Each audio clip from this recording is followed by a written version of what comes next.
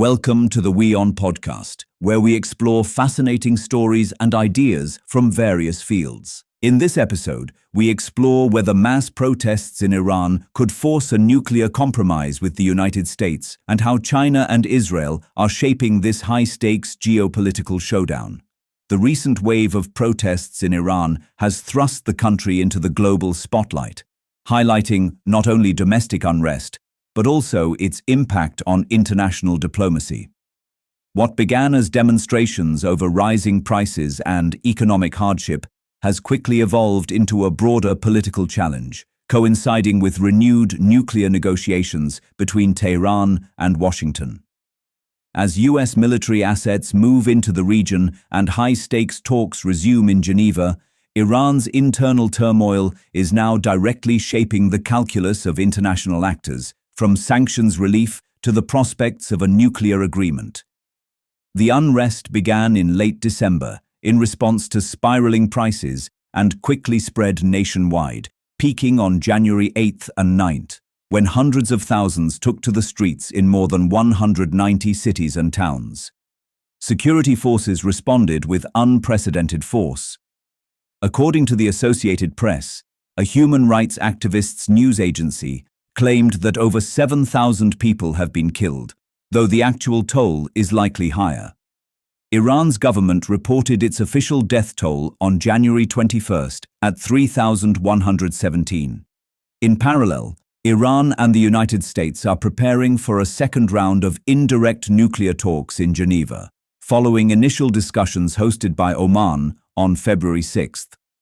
Tehran's deputy foreign minister stated that Iran may consider compromises if the US is willing to discuss lifting sanctions, suggesting that domestic unrest and economic pressure are shaping its negotiating stance.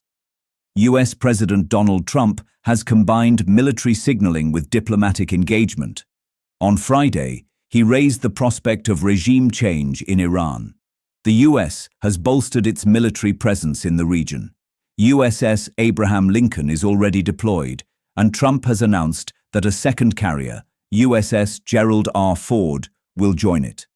The Gerald R. Ford will operate alongside Abraham Lincoln, several guided missile destroyers, fighter jets, and surveillance aircraft that have been moved to the Middle East in recent weeks.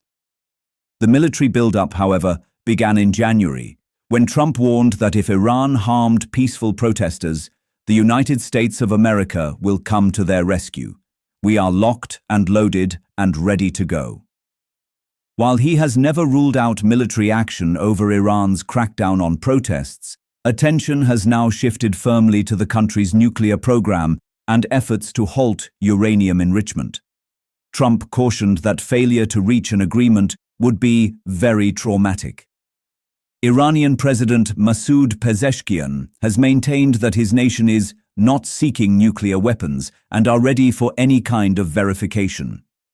The country has expressed readiness to discuss curbs on its nuclear program in exchange for sanctions relief, but has repeatedly ruled out linking nuclear talks to other issues, including missiles. The pressure is not new. Iran's nuclear program has been under scrutiny for over 2 decades, with the West concerned over potential weaponization, a charge that Tehran denies. Donald Trump sought to revive talks after 5 rounds of negotiations in Rome and Muscat were disrupted last year, mainly due to disagreements over uranium enrichment inside Iran. Initially reaching out to Supreme Leader Ali Khamenei via letter on March 5, 2025.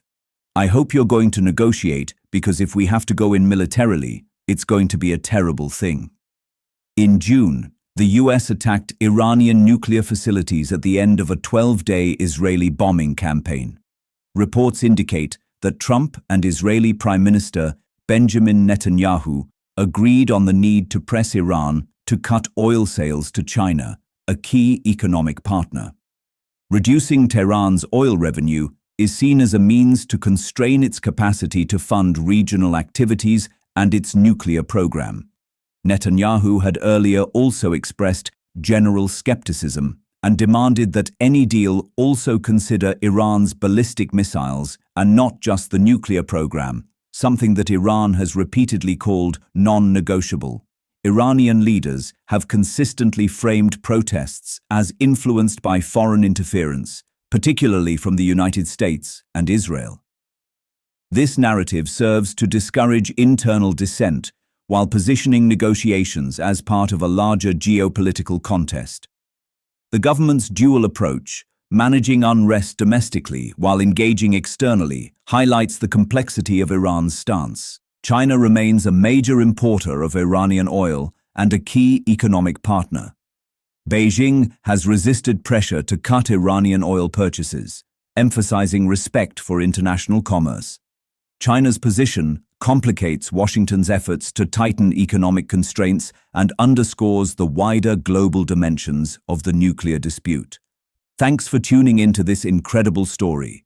If this episode resonated with you, don't forget to hit the like and subscribe button for more captivating stories to come.